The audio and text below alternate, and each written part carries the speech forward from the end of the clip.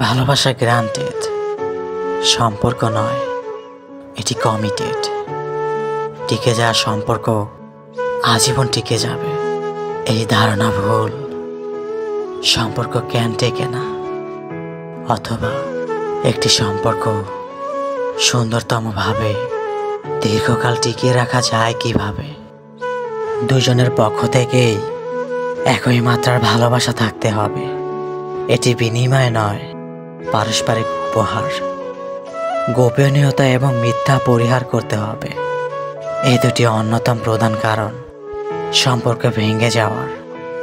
যোগাযোগ থাকবে সম্পূর্ণ খোলামেলা, যখন তখন দূরত্বের অনুভূতি দেওয়া যাবে না। বিচ্ছেদ বা ব্রেকআপ অথবা ডিভোর্স শব্দগুলো নিয়ে মজার ছলেও আলাপ করা যাবে না, এটি নেগেটিভ প্রভাব ফেলে সম্পর্কে।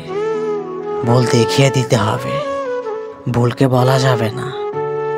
না দেখানোটা উদাসীনতা, যা মারাত্মক। গৌরব এবং ইগো সরিয়ে রাখতে হবে, এই দুটি পার্টনারের জন্য অপমানজনক। সরি বলতে হবে তখনই যখন সরি মানে প্রকৃতপক্ষে সরি অনুভব করা। পার্টনারের মুড বুঝতে হবে, বোঝার সর্বোচ্চ চেষ্টা থাকতে হবে। অবহেলা ও জবরদস্তি সম্পর্ক ভাঙার অন্য দুটি প্রধান কারণ।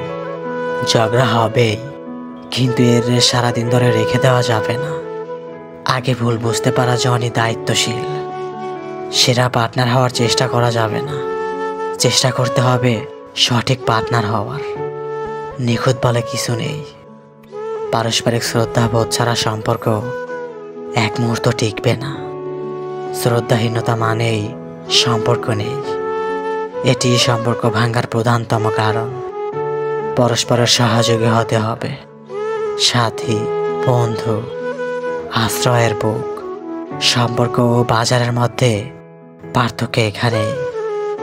সুখের সময় পাশে থাকা এবং দুঃখের সময় পাশে থাকায় এক বিন্দুও পার্থক্য রাখা যাবে না। সম্পর্ক মানেই একসাথে যুদ্ধ, একসাথে জেতা বা হারা। কখনোই উভয় পরিবারের বাকিদের এবং উভয়ের বন্ধু আত্মীয়দের কাউকে দুজনের সম্পর্কের মধ্যে টেনে আনা যাবে না। সবসময় চেষ্টার সর্বোচ্চটা করতে হবে, যেন উভয়ের একসাথে কাটানো প্রত্যেকটি মুহূর্তেই সুন্দরতম ও রুচিশীলতায় ভরা থাকে। সস্তা হওয়া যাবে না, সহজলভ্য হওয়া যাবে না আচারে আলোচনায়। সম্পর্ক গ্রান্টেড নয়, সম্পর্ক লিমিটেড।